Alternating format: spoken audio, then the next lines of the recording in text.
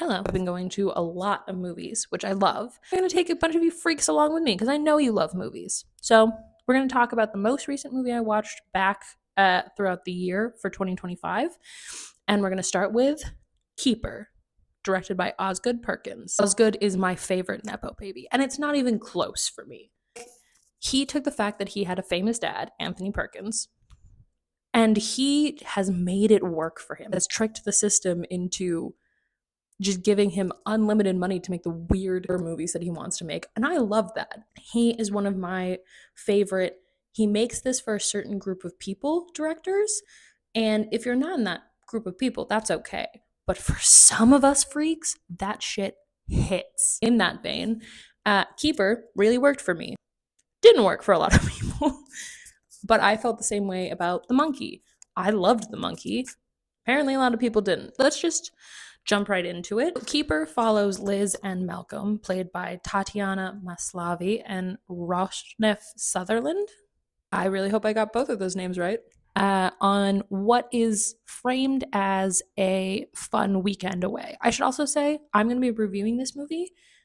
Massive spoilers, because in a beautiful twist of fate, Perkins has been able to secure the fact that his trailers don't give anything away about his movies.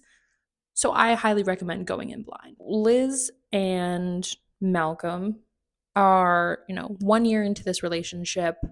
They seem to be doing well. They have good banter. He is a bit of the, oh, I'm shy and awkward and I'm not sure how to handle myself around my cool, edgy, confident artist girlfriend kind of vibe. I'm going to tell you right off the bat, I was like, he's evil. He's bad. He is the most suspicious motherfucker I have ever seen. I don't know if it's me and my lived experience or it's the movie. Like, I guess that could also be a comment on a lot of the time when you're raised or conditioned in society as a woman, you second guess a lot of your instincts. Just the way that they framed him versus his cousin. They're both freaks, and I would not feel comfortable alone in the room with either of them. Liz is settling into a bath after exploring the house a little bit and, getting some sketchy vibes. And behind her, you see someone's breath, but no person, and a heart is drawn, similar to one that she has just drawn before. Also, no one say anything about my hair or how dark it is. It is after work, and I am finishing filming this. Clearly, we know as the audience something is in the house. Interestingly enough, Liz also seems to know. Like, she seems to be able to sense something going on. From there, we have a very tense dinner with Malcolm, Liz, Malcolm's cousin, who, spoiler alert, later on turns out to be his brother, and a Russian, I believe, woman that he's brought along. And, he's party boy, bringing guests home all the time, just makes the whole thing very bad and uncomfortable. But Malcolm doesn't do too bad himself after he gets everyone to leave after I'm going to go with Russian woman tells Liz that the cake tastes like shit. A chocolate cake has been left apparently by the housekeeper, and Liz has a weird vibe. She looks at it very intensely, and we're not sure why. The implication that turns out to be true later on is that the cake is drugged. Malcolm gets everyone out of the house. Him and Liz have a little bit more of a moment. They're getting hot and heavy. Sorry for those noises. In the middle, Malcolm stops her. What about the cake? And she's like, motherfucker, I took your belt off. We were going to have sex. And he's like, yeah. But the cake. She's like, Jesus Christ, okay. There's this really great tense moment where it's really unclear if she's going to believe the woman who very obviously seemed out of it and has no reason to lie to her, or the man who she loves who she's been dating for a year, and she keeps eating it. Oh, fuck.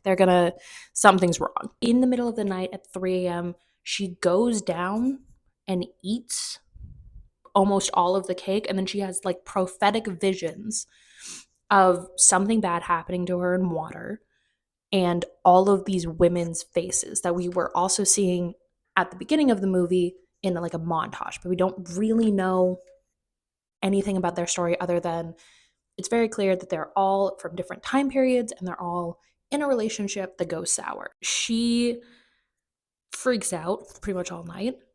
Understandably, she was definitely drugged. There's not much of note really in the walk other than the fact that Liz finds a locket. It felt like a weird little bit. I liked it. Visually beautiful. But yeah, it's not really, other than that moment, not super plot relevant. After that, go back to the house. The next shot is Liz laying on a daybed, I think, just silently kind of spacing out. And Malcolm comes rushing in and is like, oh my God, I'm so sorry. One of my patients, who I was telling you about this morning, isn't waking up when she's supposed to. I have to go back into the city. And there's this interesting exchange that sees Liz like silently crying while saying, yeah, no, it's okay, no problem. And Malcolm either not clocking it or not caring, because she's both performing the way that most women would or most people would, where it's like, yeah, no problem, even though they really dislike it. But she is actively crying, and it's very obvious. I guess let's get to characterization a little bit. I like how Liz is characterized. I hesitate there because she does a lot of things that I wouldn't do, but in other ways she's so realistic that I understand. The cousin comes and is banging on the door and is like, open up, open up. I have drinks for us. Like, let me in. And Liz is like, I don't really like you, so I'm not going to open the door. And is trying to do that polite small talk through the door. And eventually he kind of snaps and is like, open the door. It's my house. Let me the fuck in. She, for a long time, hesitates. And I'm like, yeah, girl, obviously. I think they've set up the pressure really well in the sense that Liz is confident, but also has a lot of things that she's not confident about, like this relationship. We found out in an earlier scene just before that potentially she's the other woman. I get it. I get being like, fuck, I have to open the door. Malcolm's characterization equally perplexes me. When the big twist reveal happens, which I might as well just get out of the way. If you're going into this movie thinking, oh my God, it's a couple story, or it's a story about abuse, or it's a story where, two people come back together, wrong. All of that is wrong. It is a story about a Wiccan who was trying to give birth in the woods 200 years ago, and two shithead boys found her, shot her, forced her to give birth in their barn with their pigs, and then killed her. Oh, and also the baby was a monster. I love Osgood Perkins. I know he didn't write this one, but it makes sense why he did it. I am interested in Malcolm's characterization. He seems both, again, very realistic in the fact that he, at the end of the day, is awkward, but so confident because he is an immortal being. And just like everything's always kind of worked out for him. So yeah, he's not great at the social interactions and he has a real complex to him, that's for sure. But there are other times where it's like, how do you think this is going to work? Like, how do you think you can do you really have the bravado to think you can just talk her down into dying? As we're going along, I'll speed through some of the, key plot points. Cousin gets killed by the monster off screen. Malcolm comes back. Liz confronts him, thinking that, oh, I've caught you in a lie because he can't remember the name of the patient that he said he was going to see, and then comes up with some BS that she died. So she's like, I know you're cheating on me, or better yet, I know I'm the other woman. And the monster, or something in the house, has slipped her very obviously too old a photo to be his family at the age he is now. She ignores the fact that it's very obviously a picture from like the 50s and is like worn and black and white. And she's like, I knew you were cheating on me. He's like, let's go to the living room, sit down and have a conversation. And she goes, which that is more understandable because, like, what is she going to do? He has the only car out of here. That I get. He goes on his whole villain speech about how when he and his brother slash cousin were kids, they hated the witch who danced naked in the moonlight and they saw her giving birth. And so they shot her and they did all of this. And now there's a baby, or the monster, and they have to appease it by giving it women to eat. And he really loves her, but he gets to live forever if he lets this thing eat her. So she freaks out. He releases the monster, I guess, or like lets it do its thing. She almost gets away, but she falls off the banister. Oh God, she's dead. Then we get some really interesting scenes where Malcolm like goes through her stuff and boxes it up and introduces her to his exes, which are just other boxes of the other women that we saw in the beginning that he had killed. I really liked it. He's a piece of shit.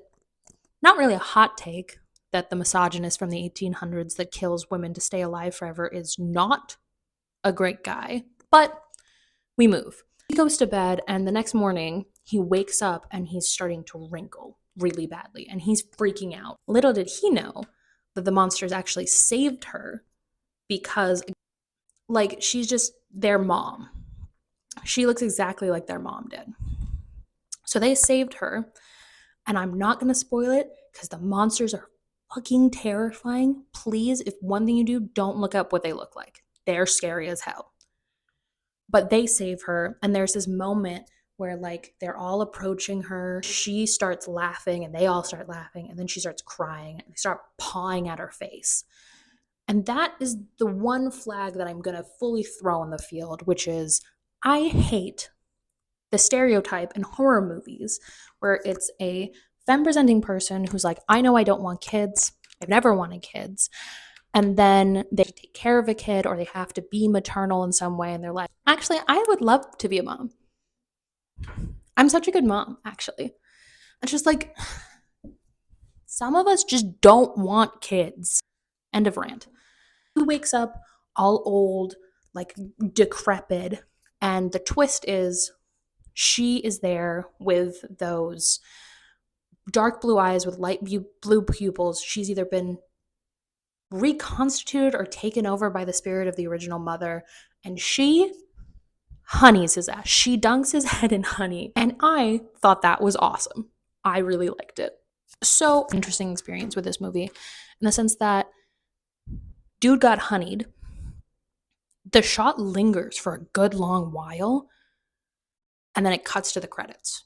5 other people in my theater all got up and immediately were like, that shit fucking sucked.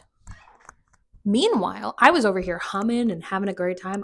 And the more I've sat with it, I think, again, Perkins didn't write this one. So I think it was A, the performances, B, the subject matter, C, how just weird it allowed itself to be. And finally, like it just, there were good scares in it. I think I gave it like a 3 out of 5, 3 out of 5 stars. I highly recommend it. Okay, guys. So that was my first review. I have a bunch of these lined up. So I'm going to try to do them weekly. If you would like to go on this journey with me, I would love for you to subscribe. I do this in my free time. I really love movies. I've always loved movies. So why don't you follow along and we'll chat about movies. Until next time, friends.